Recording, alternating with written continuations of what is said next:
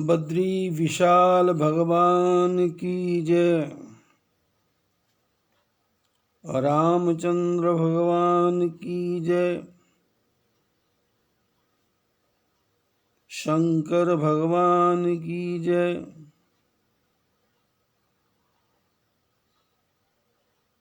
परमपिता परमात्मा के पवित्र आशीर्वाद से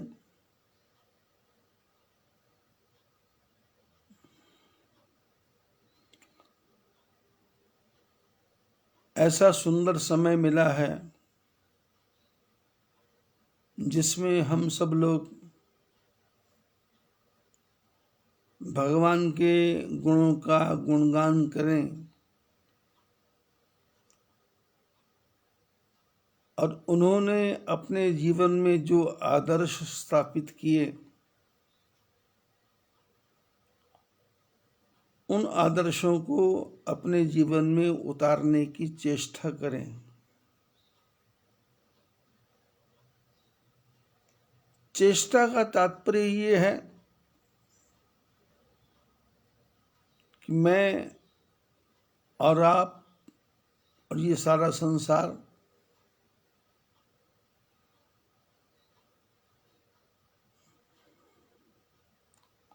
लाखों जन्मों के चक्रव्यूह में फंसा हुआ है और हर प्राणी के साथ, चाहे वो पेड़ हो, चाहे वो जल के जीव हो, चाहे पशु हो, चाहे पक्षी हो, चाहे मानव जाति हो, इन सब के साथ में इनके किए हुए पुराने अच्छे बुरे कर्मों का एक पूरा समूह साथ चलता है।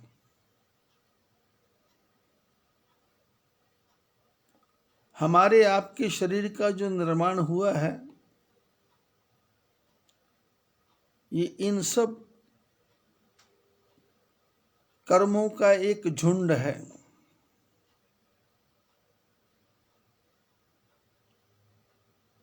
हम चाह करके भी अच्छा कर्म नहीं कर सकते, हम चाह करके भी बुरा कर्म नहीं कर सकते। अगले कदम पर क्या होने वाला है ये विश्व में किसी को भी पता नहीं है। संसार में ऐसा कोई भविष्य वक्ता नहीं हुआ जो ये बता सके कि अगले क्षण क्या होगा।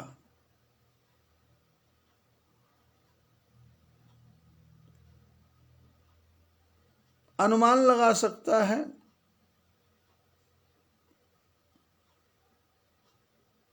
गणित के साथ उसको जोड़ के देख सकता है,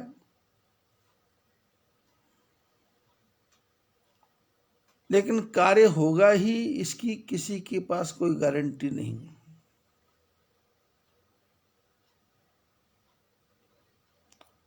आगे क्या काम होगा इसका तो कोई पता नहीं, पर अगला सांस आएगा इसकी भी कोई गारंटी नहीं।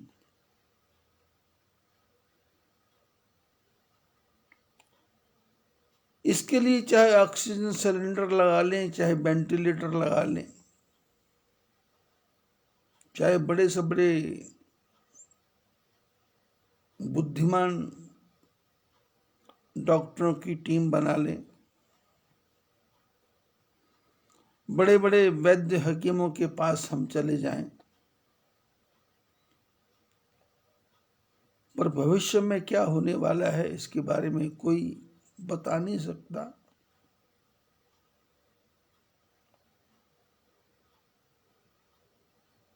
संसार को कैसे बनाना है, कैसे चलाना है और कैसे इसको व्यवस्था करना है, ये एक अज्ञात शक्ति बैठी है जिसको हम परमात्मा कहते हैं, ब्रह्म कहते हैं, नारायण कहते हैं, राम कहते हैं,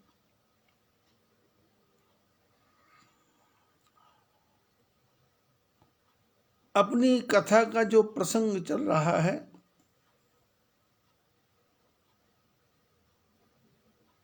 कल से, परसों से, कि दशरथ विचार करते हैं कि मैं राम को युवराज दूं, और किसी के मन में आता है कि राजा बना दें, किसी के मन में आता है कि टीका कर दें।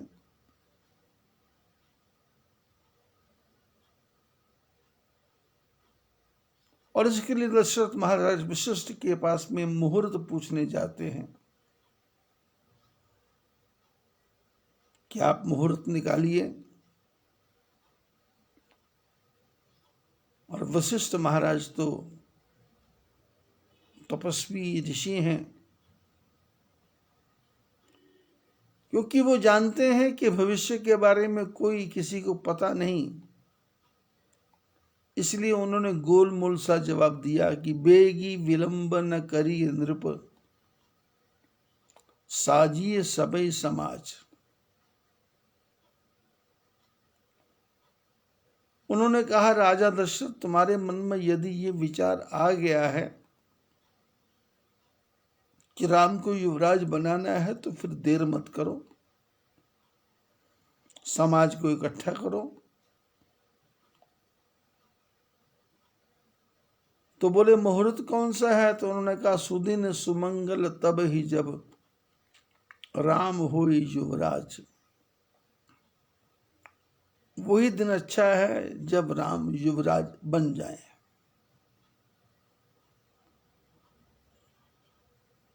ये रहस्यमयी भाषा मोह के जाल में फंसे हुए दशरथ को समझ में नहीं आई।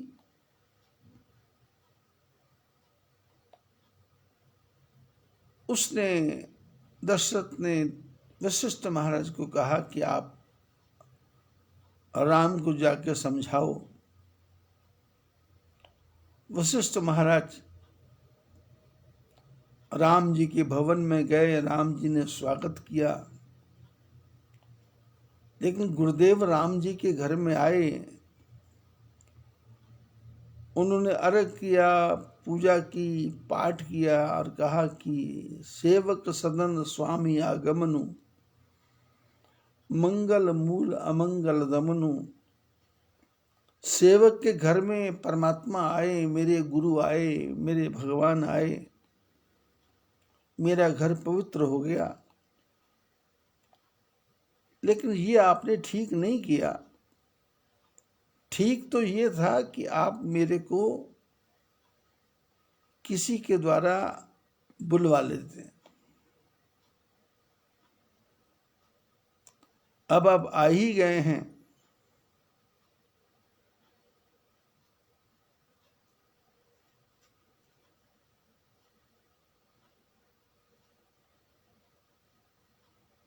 तो मैं इसके बारे में कुछ ज्यादा बोलना नहीं चाहता।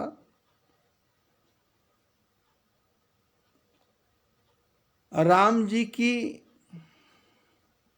श्रद्धा, प्रेम, विश्वास से भरी हुई वाणी सुनकर के वशिष्ठ महाराज गदगद हो गए और उनको एक प्रकार से विचित्र खुशी मिली कि जिस शिष्य को मैंने पढ़ाया, लिखाया, आगे बढ़ाया, उसके मन में हमारे प्रति कितनी आस्था है। गुरुदेव प्रसन्न हुए।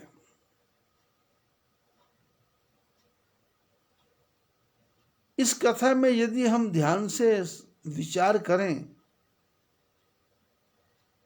तो एक बात समझ आती है कि हम सबको अपने बड़े बूढ़े बुजुर्गों का, अपने से वरिष्ठों का हमेशा ही स्वागत करना चाहिए।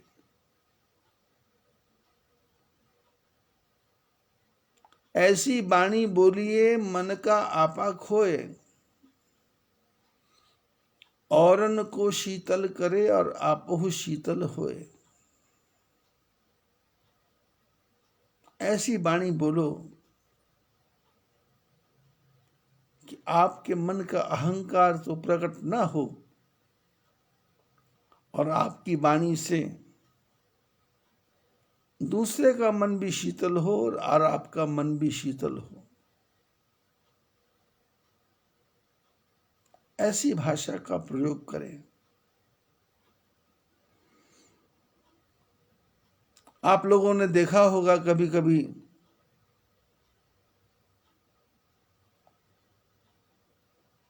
कि कोई आदमी हॉस्पिटल में पड़ा हो, बीमार हो या घर में हो, तो अक्सर लोग उसको मिलने के लिए आते हैं।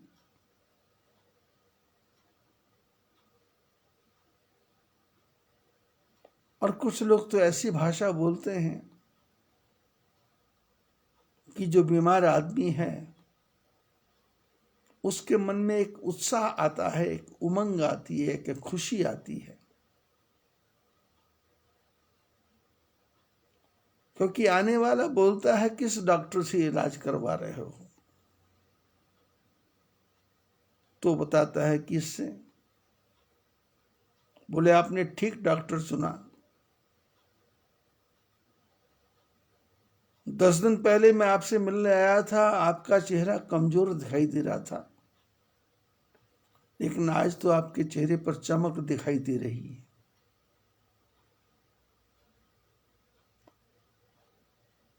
आप चिंता ना करें, वो फल भी लेके जाता है और बीमारी में जो काम आने वाली वस्तुएं हैं वो भी लेके जाता है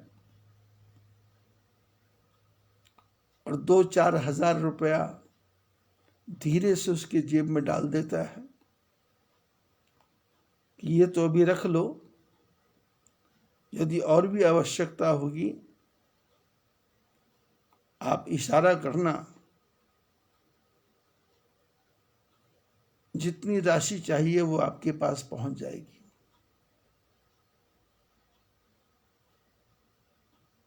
उसके इस व्यवहार से बीमार आदमी इतना प्रसन्न होता है कि उसको लगता ही नहीं कि मैं बीमार हूं। कभी कभी आपने देखा होगा चलते चलते बच्चा गिर जाता है, गिरता है तो उसके पैर में चोट लगती है, हाथ में भी चोट लगती है, और जो बड़े बूढ़े हैं उसको उठा के गोद में बोलते हैं, अरे तुमने नीचे वो कीड़ी को मार दिया, चींटी को मार दिया,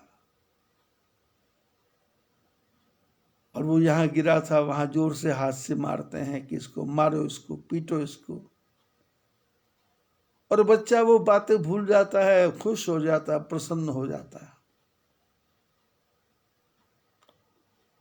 एक बच्चा गिरता है, उसकी मां आकर के 2-4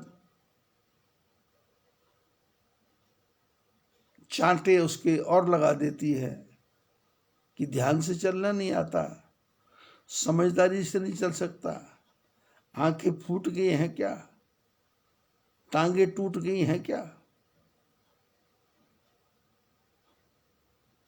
तो बच्चा हंसने की जगह और रोता है। व्यवहार है, बीमार के पास जाएंगे, अच्छी बातें बोलेंगे, उसका उत्साह बढ़ेगा। और कई इस प्रकार के लोग भी जाते हैं बीमार आदमी के पास में और देखते हैं किस डॉक्टर से इलाज चल रहा है। वो कहता है मैंने तो 3-4 डॉक्टर बदल दिए। वो कहता है, सामने वाला बोलता है कि तुम्हारा निर्णय गलत है, इन डॉक्टरों से तो आज तक कोई ठीक हुआ ही नहीं। तुम्हारा तो चेहरा भी कमजोर दिखाई देता है, तुम्हारी तो आंखें भी पीली पीली दिखाई देती हैं। संभल के रहो, डॉक्टर को बदल दो, और ये चाय पाए पीना बंद करो, खाने पे थोड़ा कंट्रोल करो। इससे तो तुम्हारा शरीर बर्बाद हो जाएगा, और वो पैसा भी देता नहीं, फल भी देता नहीं, और उल्टा टेढ़ी सलाह देख के चला जाता है। और जो बीमार आदमी है उसके जाने के बाद शीशे में जाके अपना चेहरा दिखता है और आंखें घुमा घुमा के देखता है कि मैं कमजोर हो गया हूं क्या सच में, बस मरने वाला हूं क्या मैं। व्यवहार है, व्यवहार।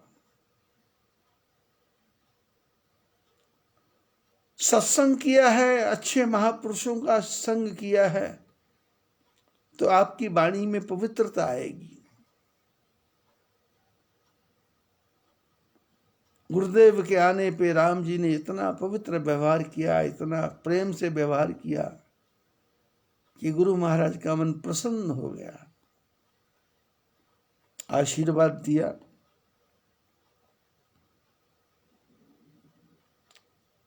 और कहा कि राम, ऐसी भाषा तुम ही बोल सकते हो, क्योंकि तुम हंस वंश अवतंस, तुम ऊंचे कुल में पैदा हुए हो, ऊंची तुम्हारी विचारधारा है।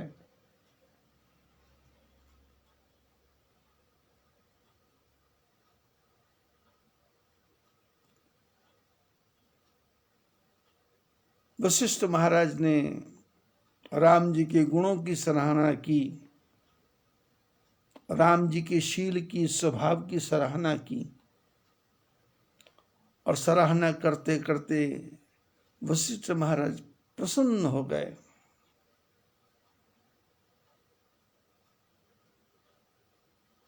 और बोले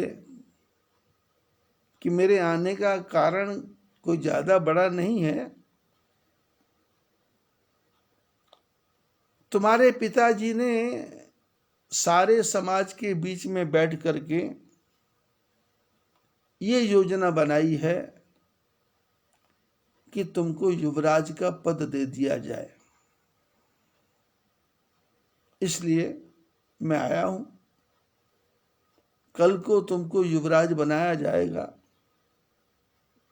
इसलिए कुछ शास्त्रों के नियम है कि राम करहु सब संयम आजू, जो विधि कुशल निवाहे काजू। बोले राम, तुम अभी से संयम का पालन करना शुरू करो, विषयों से मन को हटाओ, परमात्मा की तरफ मन को लगाओ, अपनी बुद्धि को शुद्ध करो, जिससे ये होगा कि तुम्हारे सारे कार्य पूरे हो जाएंगे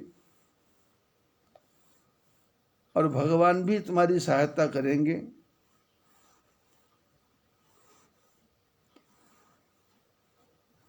भगवान भी सहायता करेंगे।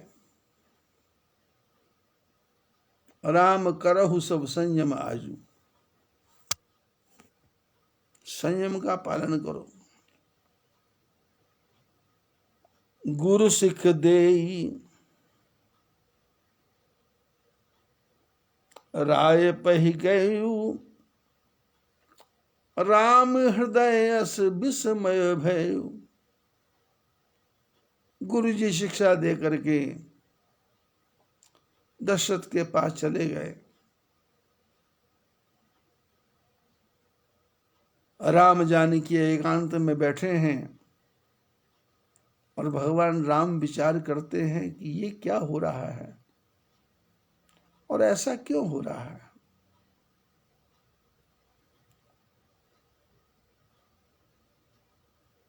क्योंकि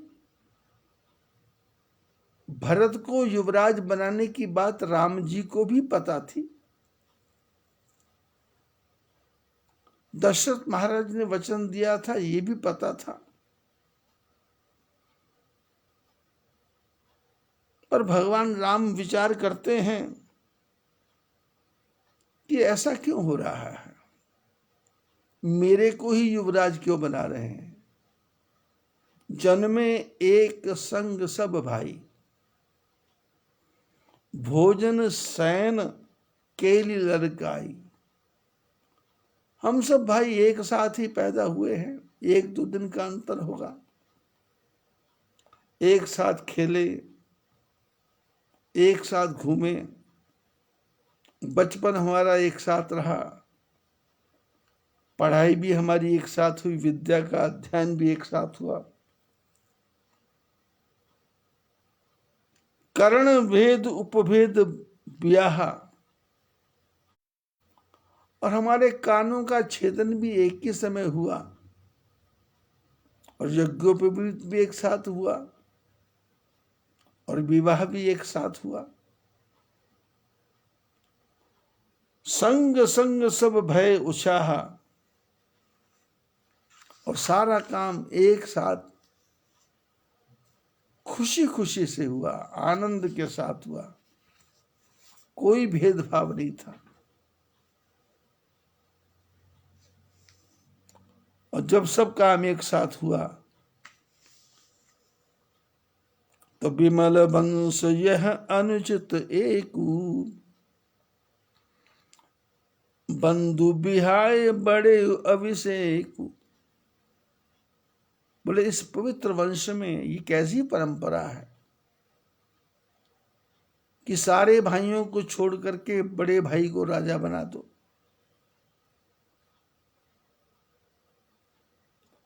प्रभु सप्रेम पछतान सुहाई, हरऊ भगत मन के कुटिलाई। भगवान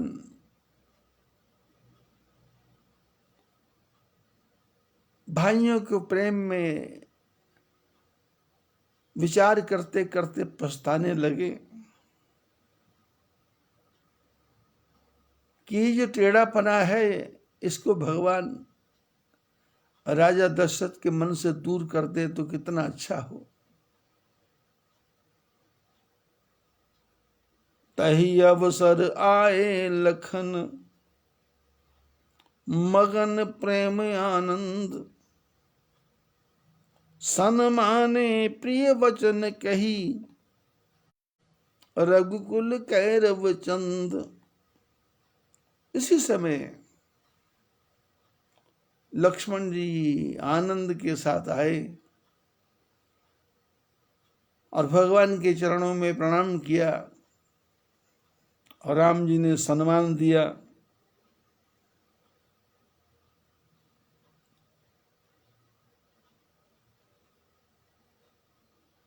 और सूचना दी कि सारी अयोध्या में बाजे बज रहे हैं,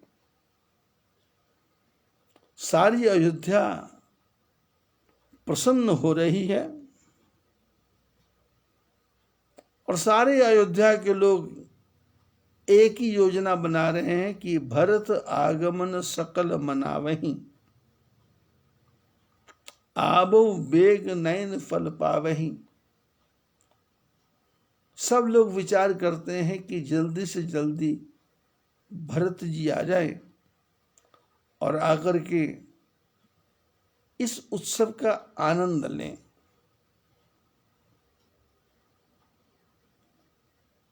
और लक्ष्मण जी ने बताया कि सारा नगर सजा हुआ है और सबके मन में एक ही विचार है कि कनक सिंहासन सिय समेता, बैठे ही राम होई चित चेता। सोने के सिंहासन पर, स्वर्ण सिंहासन पर सीताराम जी विराजमान हो गए तो सबके चित्त में चेत हो जाएगा, आनंद हो जाएगा।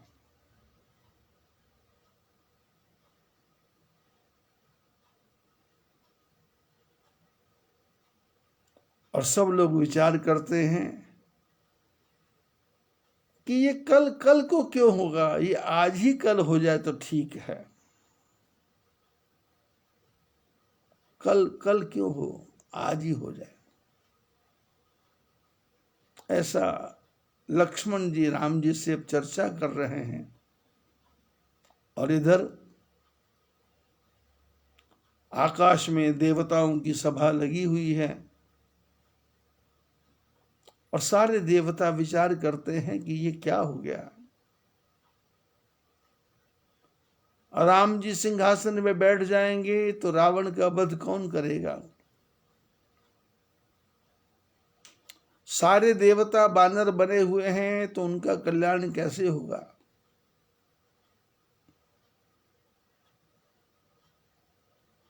धरती के ऊपर से पापियों का उद्धार कैसे होगा।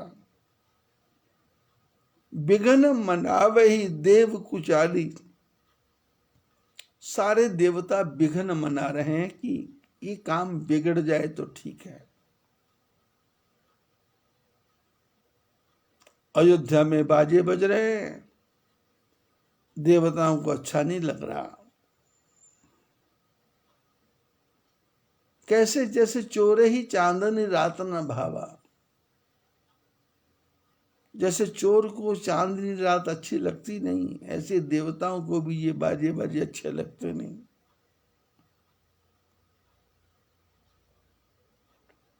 उन्होंने सरस्वती माता का आवाहन किया और सारे देवता सरस्वती माता के चरणों में पड़ गए कि आप ही हमारी रक्षा कर सकती हो और कोई रक्षा नहीं कर सकता।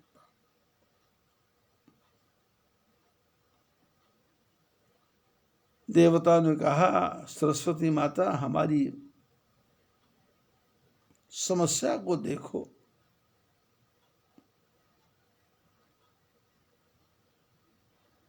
विपत्ति हमारी विलोक बड़, मातु करिए सोई आज, राम जाहि बन राज तजी, होई सकल सुर काज। देवताओं ने कहा, माता जी हमारी समस्या को देखो और कुछ ऐसा काम करो कि राम अयोध्या के राज को छोड़ करके वनवास को चले जाएं,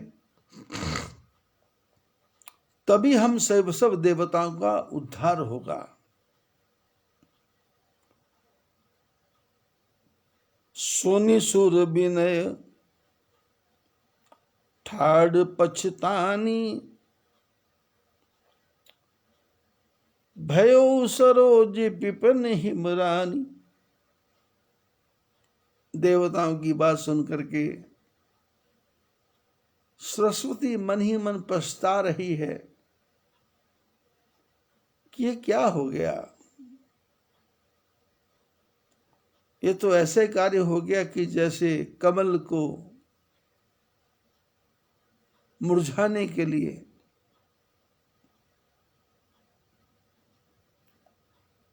रात का अंधेरा हो गया हो और ऊपर से बर्फ पड़ने लग जाए। ये तो कमल को सुखाने वाली बात हो गई। देखी देव पुनि कहि निहोरी, मातु तो ही नहीं थोरहु खोरी। अब सब देवताओं ने देखा कि सरस्वती का मन उदास सा हो गया है, तो सब देवताओं ने कहा, माता जी आप चिंता नहीं करना, आपके ऊपर कोई भी दोष नहीं आएगा, आपको कोई बुरा नहीं कहेगा, आपका कभी भी अपमान नहीं होगा। विस्मय हर्ष रहत रघुराऊ। बोले जिन राम जी के बारे हम चर्चा करते हैं, उनको इनसे कुछ भी लेना देना नहीं है कि उनको राज मिलेगा या वनवास मिलेगा। उनको ना खुशी है ना उनको आनंद है, वो तो हर अवस्था में समान रहने वाले हैं। इसलिए आप किसी प्रकार की चिंता मत करें। और आप तो राम जी के स्वभाव को जानती ही हैं। जीव कर्म बस सुख दुख भागी, जाइए अवध देव हित लागी। बोले ये जीव है, ये तो अपने सुखों दुखों को भोगने के लिए संसार में आया हुआ है। इसलिए अब कृपा करो, देवताओं की भलाई करने के लिए आप अयोध्या चली जाओ। बार बार देवता सरस्वती माता के चरणों में पड़ रहे हैं। सरस्वती जी को संकोच हो रहा है और सरस्वती माता बहुत विचार करके अपने मन को दृढ़ करके अयोध्या की तरफ चली।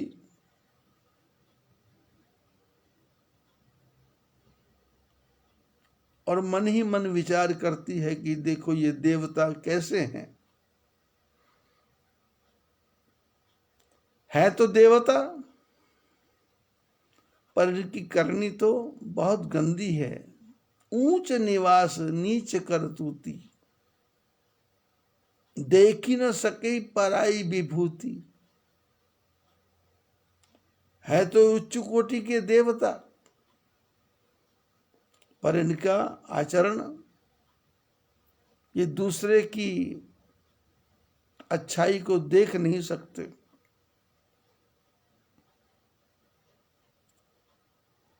आगिल काज विचार बहोरी, करी है चाह कुशल कवि मोरी। हर्ष हृदय दशरथ पुर आई, जनु यह दशा दुसह दुखदाई।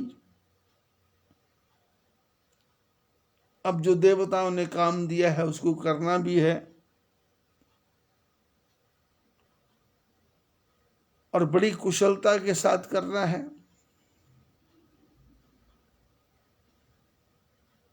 प्रसन्न होके दशरथ महाराज के अयोध्या में आई, और ऐसा लगता है जैसे कोई भयंकर ग्रह दशा अयोध्या में प्रवेश कर गई हो।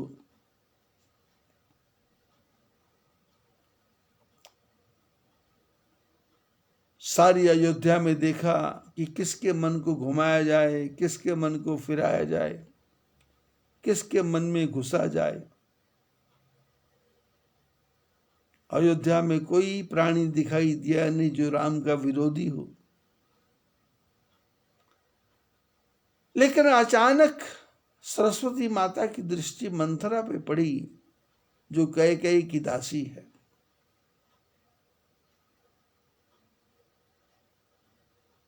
जिनका राम जी के प्रति कोई भी प्रेम नहीं है, जो 24 घंटे छल कपट प्रपंच को ही बुनती रहती है। दूसरे का बुरा कैसे हो जाए यही योजना बनाती रहती है। नाम मंथरा मंदमती, चेरी कैकेयी केरी। अजस पिटारी ताही कर, गई गिरा मति फेरी।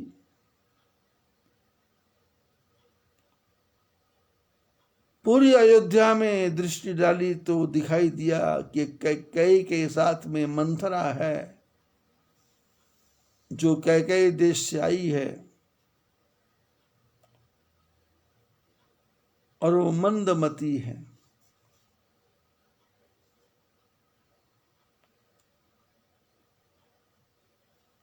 जिसकी मति में मंद मंद विचार आते हैं, गंदे गंदे विचार आते हैं। मंदमती मैंने मूर्ख नहीं, जिसकी मति में मंद विचार आए, निम्न विचार आए, छोटे विचार आए। सरस्वती माता उस मंथरा की बुद्धि को घुमा के चली गई और उसको अपयश का पिटारा बना दिया। उसके मन में सरस्वती घुस गई और उसकी बुद्धि को घुमा दिया पूरे का पूरा।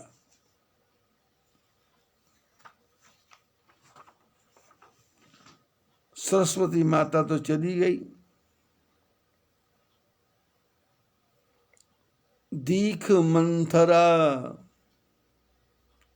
नगर बनावा। ये जो आगे कथा आने वाली है,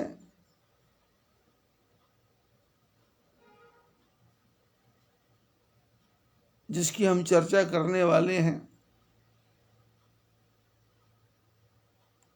इसमें कितना झूठ, कितना छल, कितना कपट, कितना प्रपंच, बुरे आदमी का संग करने से अच्छे आदमी का भी कैसे विनाश हो सकता है, कैसी कुचाल, कितना एक प्रकार से वितंडावाद, कलह, कलेश, इन सारी बातों का इस कथा में मिश्रण है। यदि किसी के परिवार को बिगाड़ना हो तो इस कथा को थोड़ा ध्यान से पढ़ लेंगे तो आप भी इसमें एक्सपर्ट हो जाएंगे। वैसे तो आप एक्सपर्ट ही हैं, इसमें आप चालाक ही हैं। दूसरे का काम बिगाड़ने के लिए हम सब चालाक ही रहते हैं, इसमें कोई ज्यादा सोचने वाली बात नहीं है। लेकिन यदि पीएचडी करनी हो, इसमें उच्च शिक्षा प्राप्त करनी हो,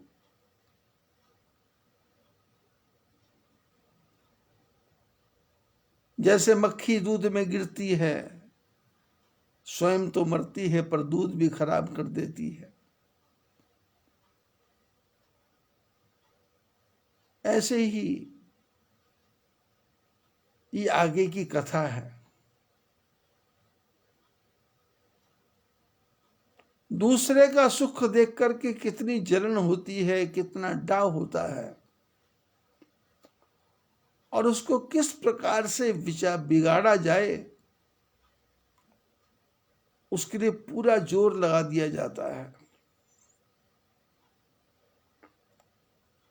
जिसको समझाने जा रहे हैं वो गालियां भी दे रहा है, बुरा भी कह रहा है, भला भी कह रहा है, लेकिन उस सारी बातों को आराम से सहन करना, फिर धीरे धीरे उसके ऊपर अपना रंग चढ़ाना, और फिर उसको समाज के प्रति विद्रोह की भावना उसके मन में पैदा कर देना, ये इस कथा से पता चलता है। पर हमको इस कथा से इस शिक्षा को लेना नहीं है, लेकिन यदि कोई इस प्रकार से कुछ कार्य करना चाहे तो आप एक्सपर्ट बन सकते हैं।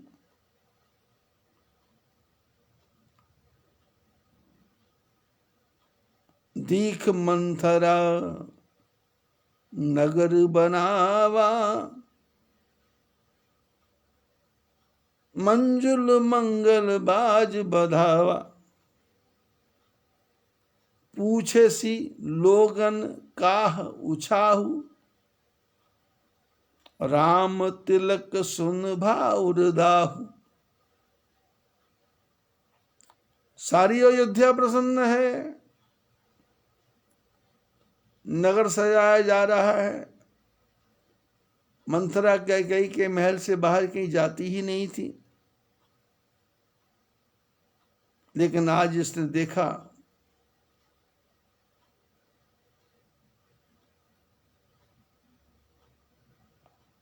कि नगर तो बहुत सुंदर सजा हुआ है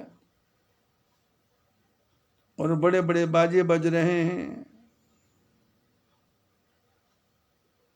तो लोगों से पूछ दिया कि भाई ये किस प्रकार के बाजे हैं, कौन सा उत्सव है, होली है, दिवाली है?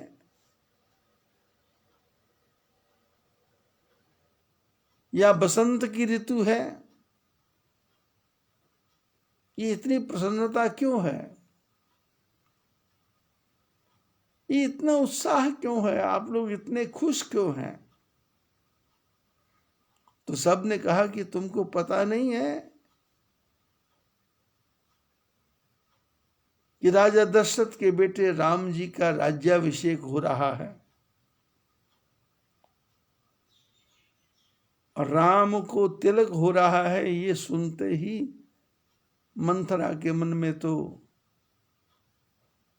जलन हो गई, दाह हो गई, फूक गई मंथरा।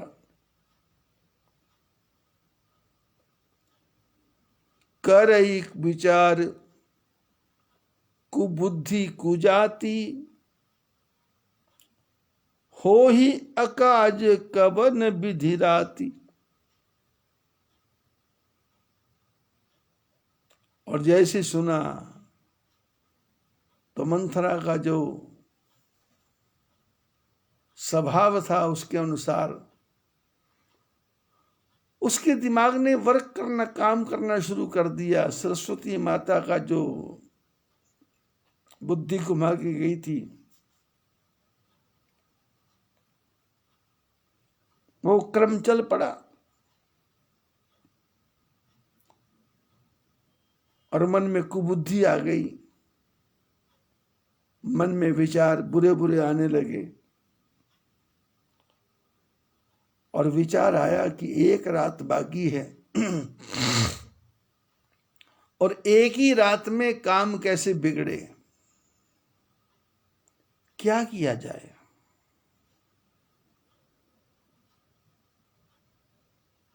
देखी लागी मधु कुटिल की राती, जिमी गवै बकई ले कही भांति।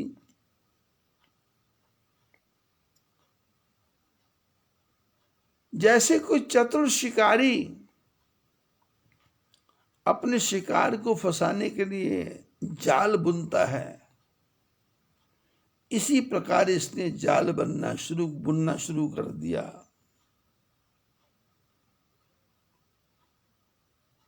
और भरत जी की माता कैकेयी के पास और रोती रोती पहुंची, चेहरा उदास। रानी कैकेयी ने हंस के पूछा, क्या हो गया?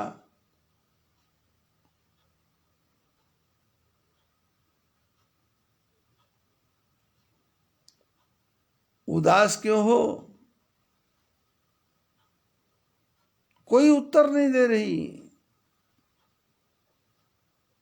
और लंबी लंबी सांस भर रही है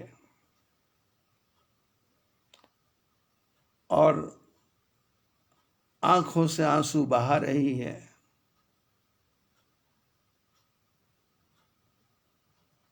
रानी कैकेयी ने कहा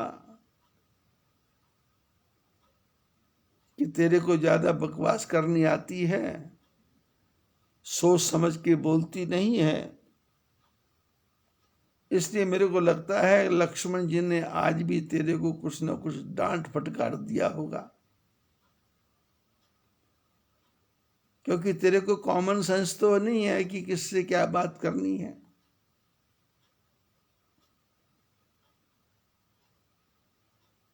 इतना कहने पर भी ये मंथरा कुछ नहीं बोलती।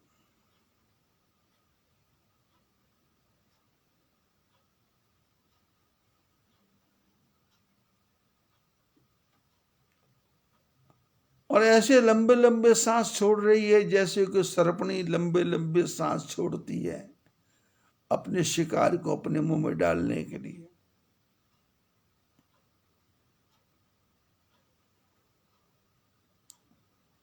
जब कुछ नहीं बोल रही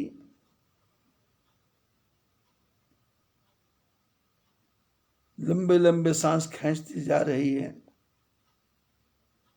तो रानी कैकेयी के मन में भी हुआ कि शायद कुछ गड़बड़ है भाई।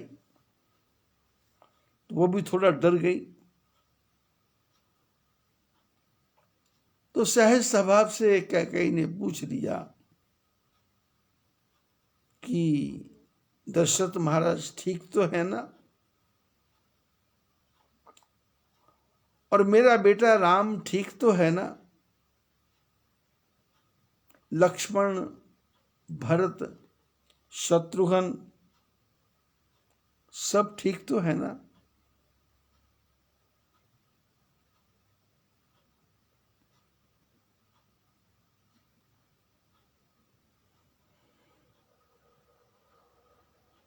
इन सब की बातें सुन करके इस मंथरा के मन में तो और भी आग लग गई।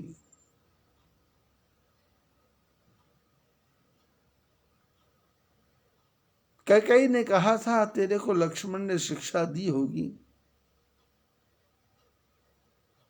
इसने कहा मेरे को कौन शिक्षा दे सकता है, और मैं बकवास किसके बल पे कर सकती हूं। मैं तो आपकी दासी हूं, मेरे को तो यहां बोलने का भी अधिकार नहीं है, मेरे से को तो यहां किसी को कोई चर्चा करने का भी अधिकार नहीं है। लेकिन एक बात समझ लो, इस पूरी अयोध्या में राम ही छाड़ कुशल कही आजू। इस पूरी अयोध्या में राम जी को छोड़कर के कोई भी कुशल नहीं है। ये ही जने सिदे युवराजू, जिसको उसके पिता युवराज बनाना चाह रहे हैं, युवराज।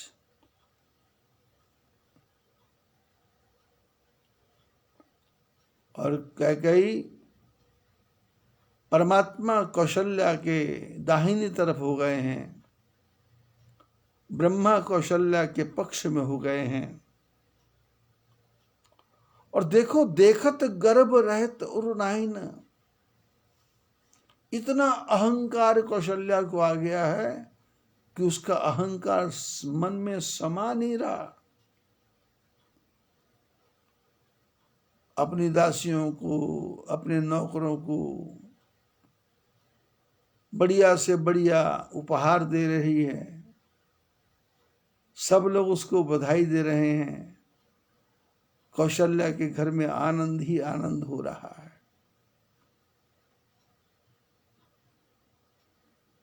छोटी सी गलती से काम बिगड़ जाता है।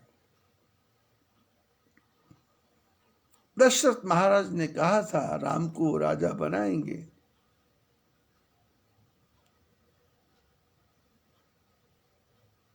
तो कौशल्या की जो दासियां हैं वो प्रसन्न होकर के कौशल्या के पास गई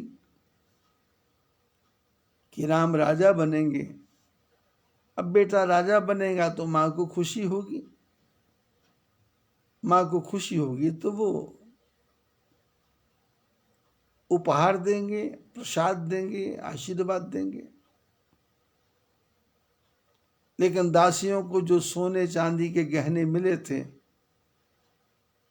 वो गले में, हाथों में, कानों में पहन करके दासियां खुशी के मारे एक दूसरे को देख रही हैं, तेरा हार कैसा है, मेरा हार कैसा है। और इतने में मंथरा आई और उसने देखा सबको, और हमारी माताओं में एक विशेषता होती है कि वो दूसरे के कान में क्या पहना है, नाक में क्या पहना है, गले में क्या पहना है, इसके बारे में वो तुरंत पहचान जाती हैं कि ये कल तो नहीं था, आज नया है।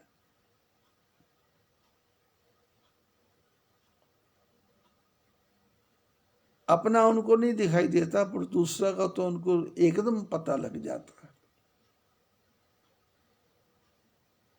माताओं का तो स्वभाव होता है, अपनी घर की कटोरी भी वो पहचान जाती हैं। यदि दूसरे के घर में कोई चीज भेजी हो, वापस ना आई हो, अपने घर की चम्मच को भी वो पहचान जाती हैं। ये हमारी है।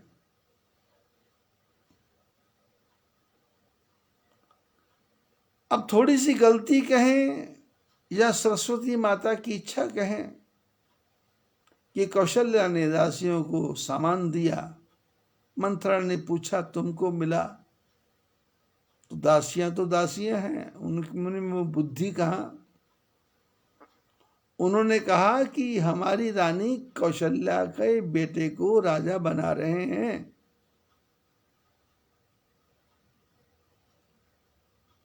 इसलिए हमको ये उपहार मिला है, आभूषण मिले हैं। मंथरा ने कहा मेरे को तो मिले नहीं। तो दासियां मंद बुद्धि, उन्होंने कहा तुम तो कैकेयी की दासी हो। अरे कैकेयी के बेटे को राजा बनाते तो तेरे को मिलता था। ये तो कौशल्या का पुत्र को राजा बना रहे हैं। हम कौशल्या की दासी हैं, तुम कैकेयी की दासी हो।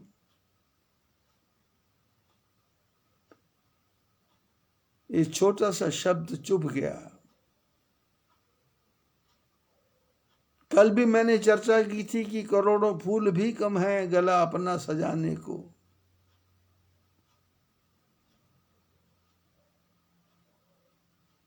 लम्हों ने खता की थी, सदियों ने सजा पाई। छोटी सी गलती से कहां महाभारत हो जाता है। छोटी सी गलती से लक्ष्मण की रेखा पार हो जाती है। छोटी सी गलती से सीता को अशोक वाटिका में जाके रहना पड़ता है। छोटी सी गलती से।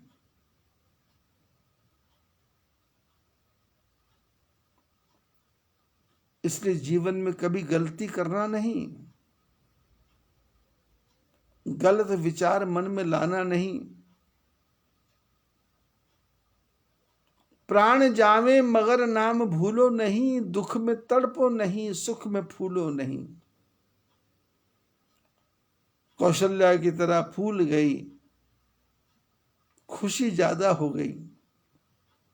दासियों को उपहार दिया और दासियों ने जो व्यवहार मंथरा के साथ किया, मंथरा ने मन में गांठ बांध ली,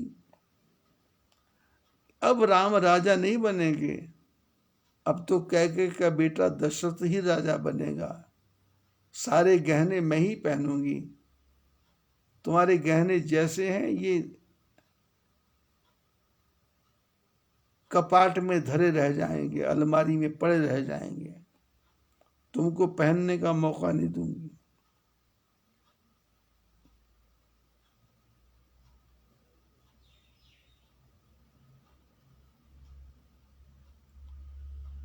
मंथरा ने कहानी बनाई राम ही छाड़ी। राम को छोड़ के किसकी कुशलता। भयो कौशल ही विधि अति दाहीन, देखत गर्भ रहत उर नाहीन। हालांकि मंथरा ने कौशल्या जी को देखा नहीं था, लेकिन झूठ कितना बोला जा सकता है उसकी पराकाष्ठा कि कौशल्या का अहंकार तो देखा नहीं जा सकता। मैंने किसी का घर फोड़ना हो तो महाभारत में शकुनी, रामायण में मंथरा। एक एक शब्द की तरफ ध्यान देंगे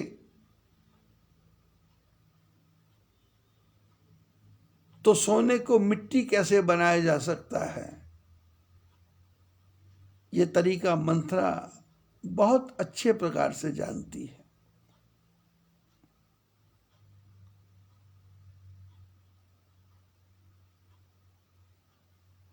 देखो कस न जाई सब शोभा, जो अवलोक मोर मन क्षोभा। मंथरा ने कहा कि कई घर से कभी बाहर भी निकला करो, जाकर के अयोध्या में देखो क्या सजावट है, क्या शोभा है, और तू पूत विदेश न सोच तुम्हारे, जानत हूं बस ना हो हमारे। तेरा बेटा भरत विदेश में है और तेरे को कुछ लेना देना नहीं है, बस तेरे मन में तो एक ही अहंकार है कि राजा दशरथ तेरे बस में है। ये तेरे मन में अहंकार है और एक ही काम तुमने पकड़ रखा है, सारा दिन सोना, पलंग को तोड़ना, और तुमको पता नहीं है कि राजा दशरथ कितने कपटी हैं, कितने चालाक हैं।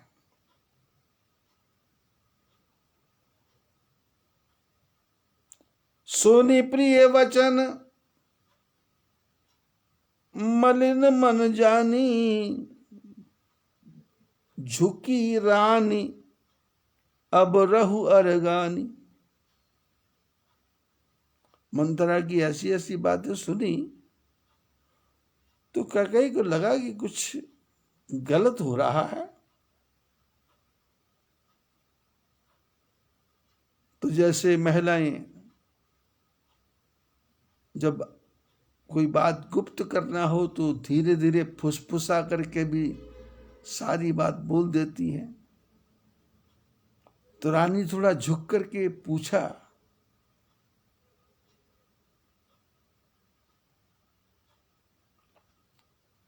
लेकिन मन में थोड़ा सा कैकेयी के क्रोध आया।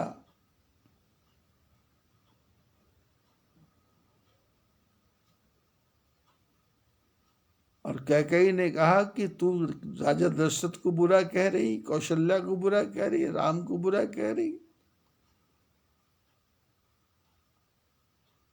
तो हमारे घर को फोड़ना चाहती है क्या? यदि दोबारा तुमने ऐसी बातें बोली तो तेरी जीभ कटवा दूंगी मैं, ध्यान रखना। क्योंकि मैं तुमको बचपन से जानती हूं, काने खोरे कुबरे कुटिल कुचाली जान, तिये विषेक पुनचेरी कही भरत मात मुस्कान। भरत की माता ने मुस्कुरा करके कहा कि काने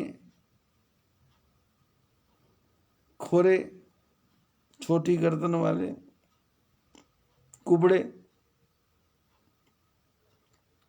ये कुटिल भी होते हैं, इनके अंदर बड़ी बड़ी कुचालें भी होती हैं, और उसमें भी स्त्री बन जाए तो, और फिर दासी बन जाए तो। ऐसा कह करके भरत की माता मुस्कुराई।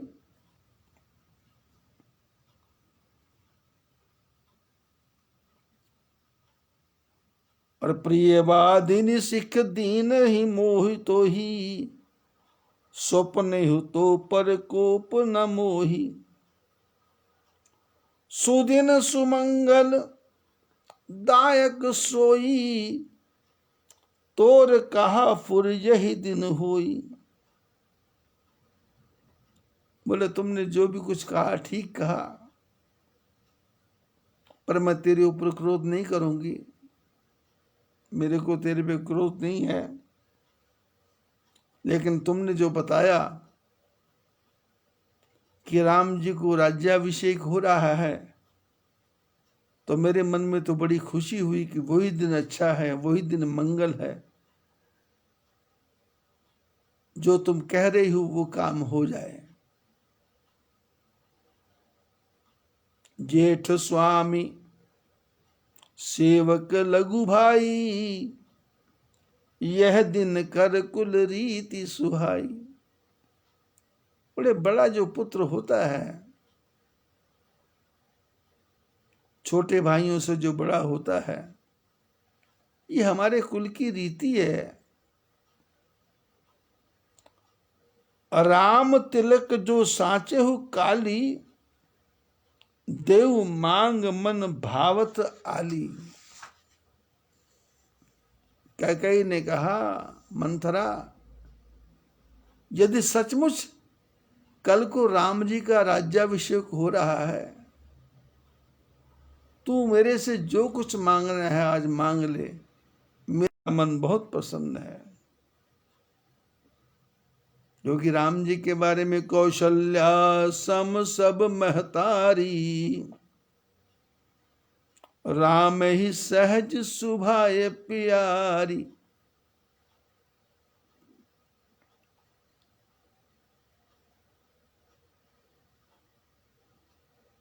कौशल्या हो, सुमित्रा हो, मैं हो, राम जी को सारी माताओं से बराबर ही प्रेम है। और राम मोह पर कर ही सने है विषेखी, मैं करी प्रीति परीक्षा देखी।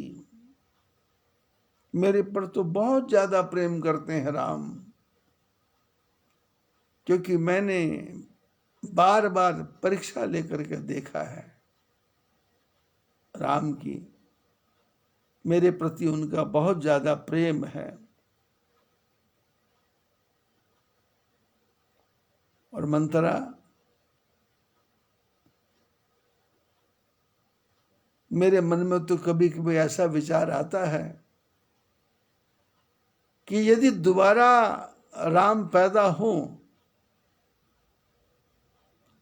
तो मेरे गर्भ से पैदा हूं, ऐसी मेरी इच्छा है। मेरे को राम प्राणों से भी प्यारे हैं।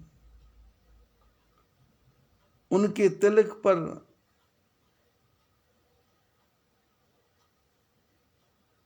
निराश होने की कोई आवश्यकता नहीं है। और कैकेयी ने कहा, मंथरा भरत शपथ तहि सत्य कहूं, परिहरि कपट दुराऊ, हर्ष समय विस्मय कस करसी, कारण मोहि सुनाऊ। कैकेयी ने कहा, मंथरा मैं तेरे को भरत की सौगंध दे करके पूछती हूं,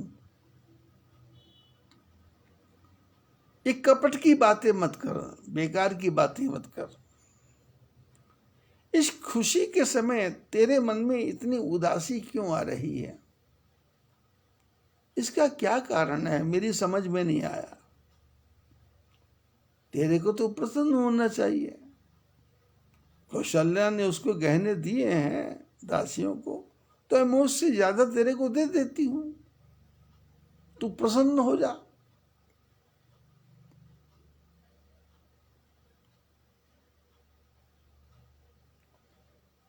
जैसे ही कैकेयी ने ऐसी बात बोली तो मंथरा समझ गई कि कैकेयी अब मेरी चेली बनने वाली है, इसलिए अब इस पे अपना जादू शुरू करो। तो इसने अपनी भाषा, भाषण बदल दिया, तरीका बदल दिया और बड़े आराम से बोली कि एक बार मैंने शब्द बोल दिए तो आपने मेरे लिए कितने कितने कड़वे शब्द बोल दिए, जीभ काटने की बात बात बोल दी। अब कितनी बार जीभ कटवाऊंगी मैं? लेकिन क्या करूं, मेरा स्वभाव ही ऐसा है। मैं कैकेयी रानी तुम्हारा बुरा सपने में भी नहीं देख सकती, सपने में भी नहीं देख सकती।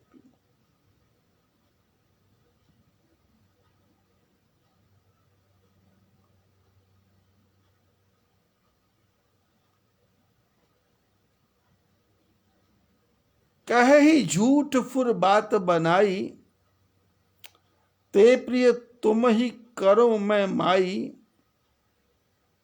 हमहु कब अब ठकुर सुहाती, नाही त मौन रहब दिन राती। बोले मैं आपके सामने झूठ मूठ बातें बनाऊं, बेकार की बातें बनाऊं, और आपकी मैं चापलूसी करूं, गुलामी की बातें करूं, अब मेरे को अच्छा लगता नहीं है। अब तो मेरे को लगता है कि मेरे को 24 घंटे मौन धारण कर लेना चाहिए, बोलना ही नहीं चाहिए, क्योंकि हालत ही ऐसी हो गई है।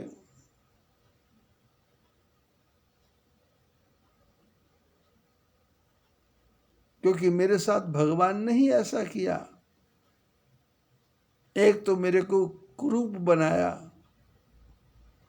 दूसरा पराधीन कर दिया,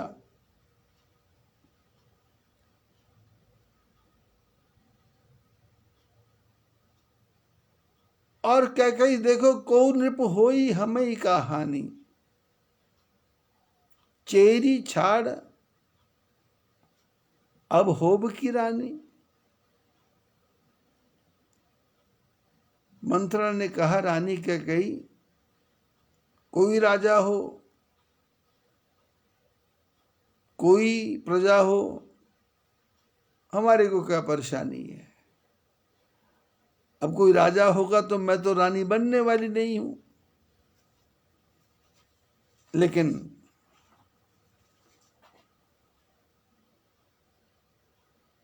जा रे जोग स्वभाव हमारा, अनभल दीख न जाए तुम्हारा। बोले हमारा स्वभाव ही इतना खराब है,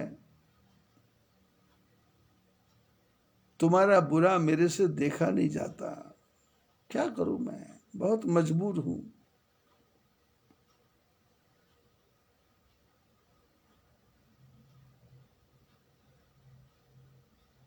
इसलिए मैंने थोड़ी बहुत बातें आपसे की हैं। इसलिए देवी जी, आप मेरे को क्षमा करें। यदि मेरे से कोई गलती हो गई हो तो मैं क्षमा मांगती हूं, और मैं क्या कर सकती हूं।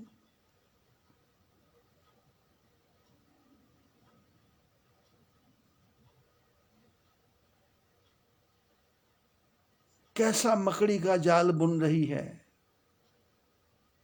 गूढ़ कपट प्रिय वचन सुनी, तीय अधुर बुद्धि रानी।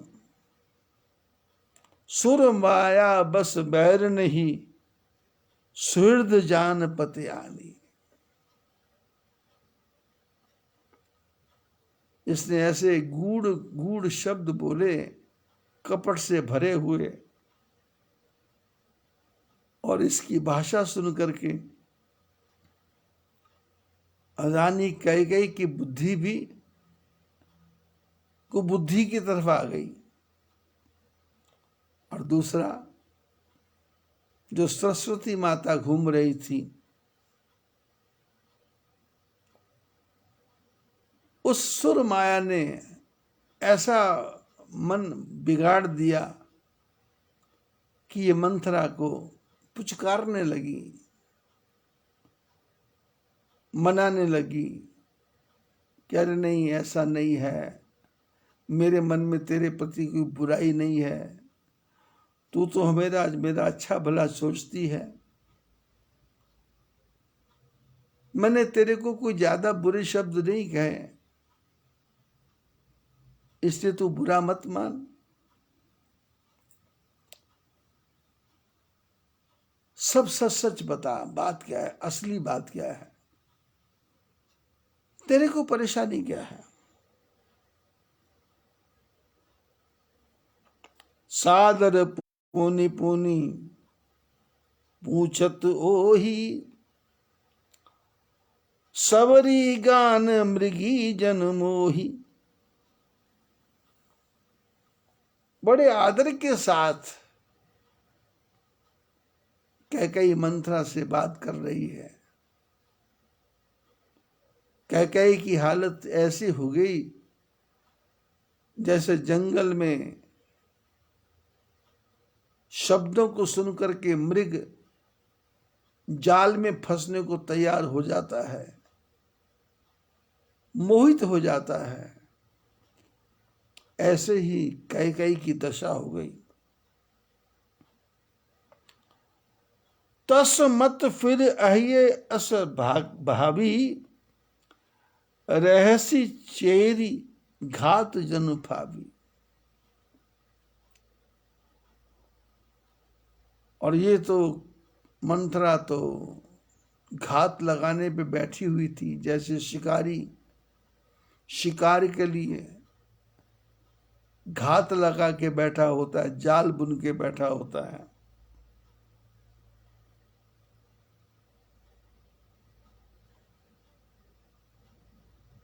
मंथरा ने कहा, रानी जी आप मेरे से पूछ रही हो, पर मेरे को बहुत डर लग रहा है,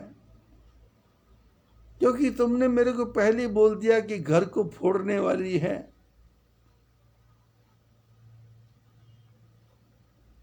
इसलिए मैं क्या बोलूं, मेरी समझ में नहीं आ रहा, मेरा दिमाग काम नहीं कर रहा।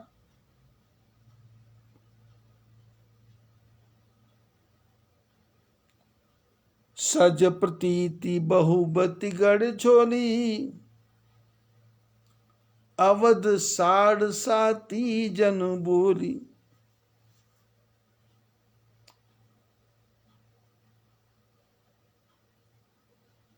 अपने शब्दों के द्वारा रानी कैकेयी के मन में इसने अपना पूरा विश्वास बिठा दिया। और रानी कैकेयी ने कहा कि छोड़ो पुरानी बातें, जो तुम्हारे मन में है वो मेरे को बताओ। तो गरुड़ जी बोलते हैं, काकभुशुंडी जी, काकभुशुंड बोलते हैं गरुड़ जी कि मंथरा नहीं बोली, अब तो अयोध्या के वो साड़ सती बोलेगी, साड़ सती। अवध साड़ साती जन बोली। अयोध्या को जलाने वाली, अयोध्या में शनि का दशा,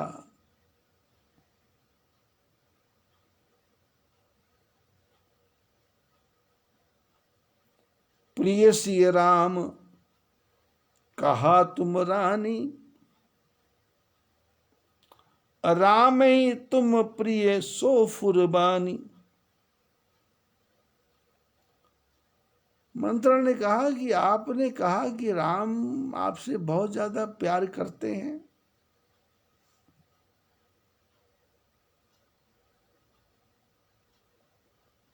ये कोई बुरी बात नहीं है, हो सकता है करते होंगे,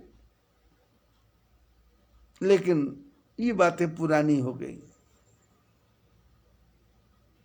रहा प्रथम अब ते दिन बीते, पहले करते थे अब नहीं। समय फिरे रिपु हो ही प्रीते, जब समय बुरा आता है तो मित्र भी दुश्मन हो जाते हैं।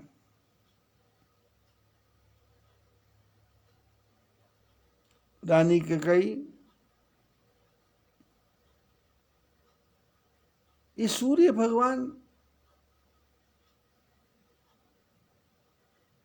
कमल को खिलाने वाले हैं।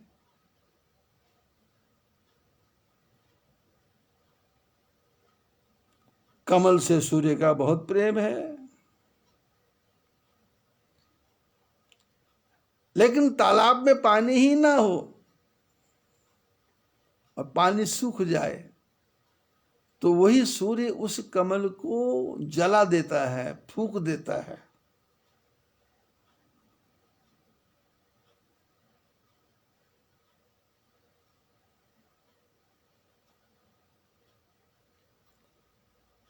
जरि तुम्हार चह सवती उखारी, रुंदो कर उपाय बरवारी।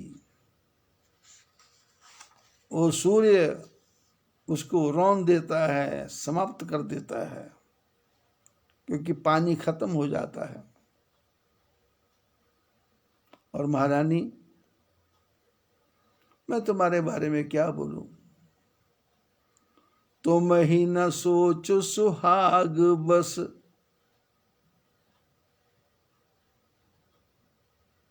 निज बस जानौ राऊ। मन मलिन मुह मीठ नृप, राउर सरल सुभाव। बोले तुम्हारी कहानी तो यह है कि तुमको लगता है कि राजा दशरथ बहुत अच्छे हैं, तुम्हारा सौभाग्य अच्छा है और राजा दशरथ तुम्हारे बस में हैं।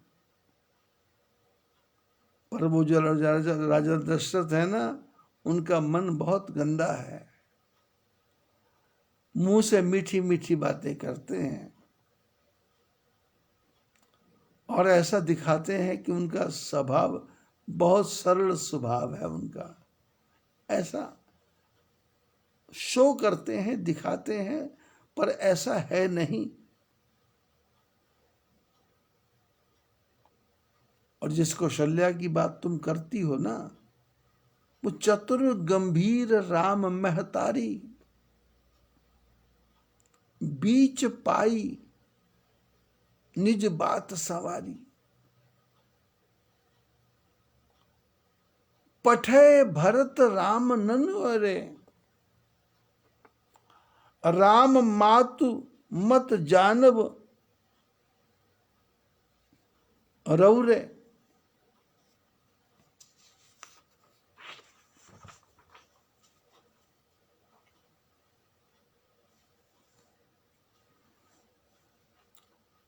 सेव ही सकल सवती मोहिनी के, गर्भित भरत मातु बल पी के। साल तुम्हार कौशल ही माई, कपट चतुर नहीं होई जनाई। राम ही तुम पर प्रेम विशेखी, सवती स्वभाव सकई नहीं देखी। रचि प्रपंच भूप ही अपनाई, राम लगन हित राम तिलक हित लगन धराई। यह कुल उचित राम कहु टीका, सब ही सुहाई मोहि सुटनी का। आगिली बात समुझ डर मोही, देव देव फिर सो फल ओही।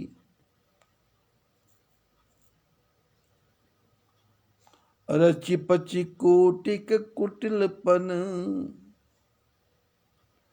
कीन सी कपट प्रबोध।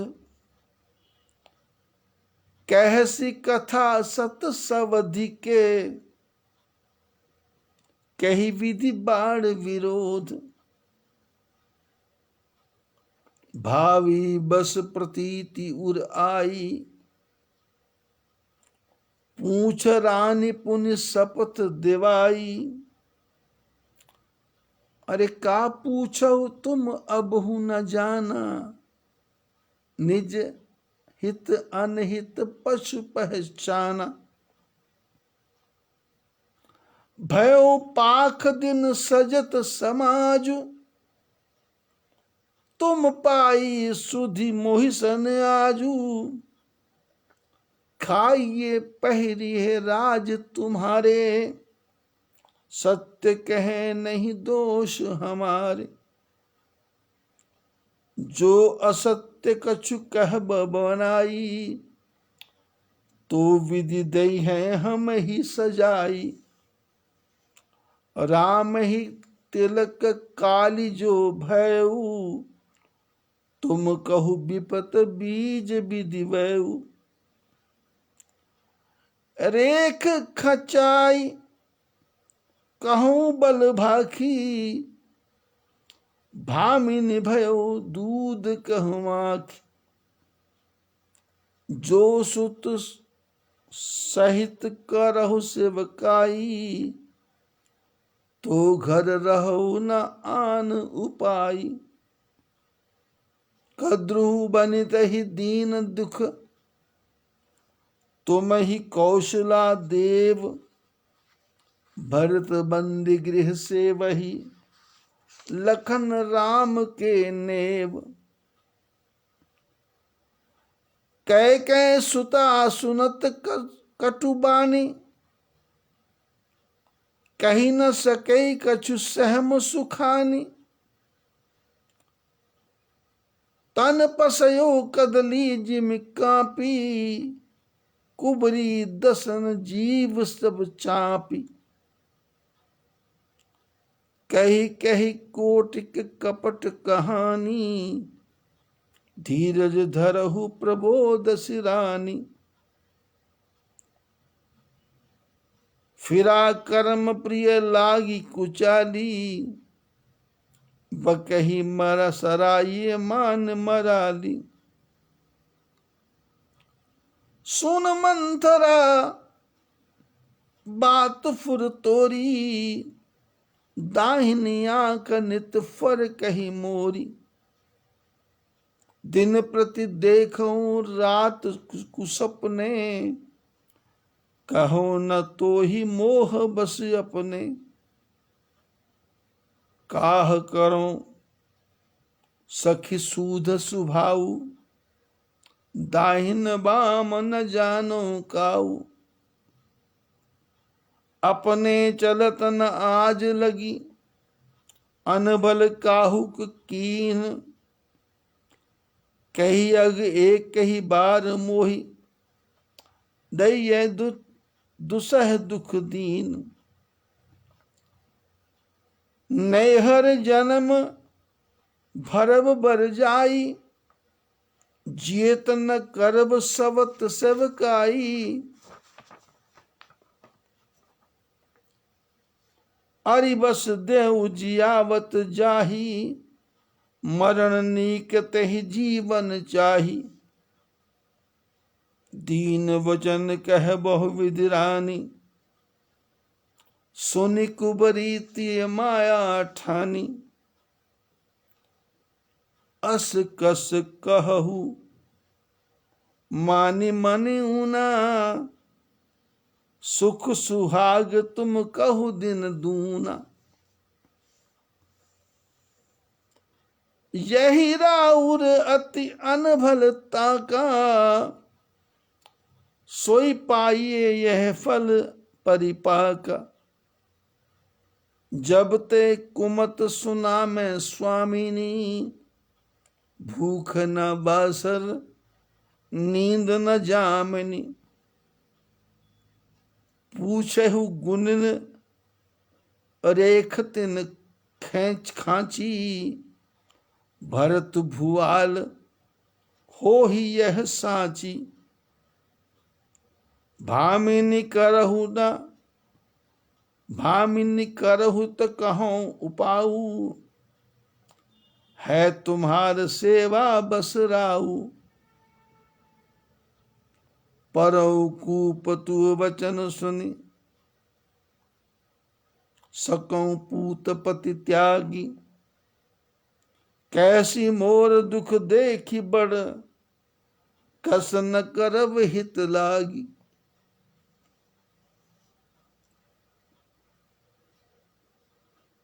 मंथरा ने कैकेयी को इस प्रकार से अपने बस में किया कथा का बहुत लंबा विस्तार हो जाएगा। ये दोहे चौपाइयाँ जो सुनाई गई हैं, इसकी चर्चा कल करेंगे। आज बस इतना ही। सभी को आशीर्वाद। जय बद्री विशाल।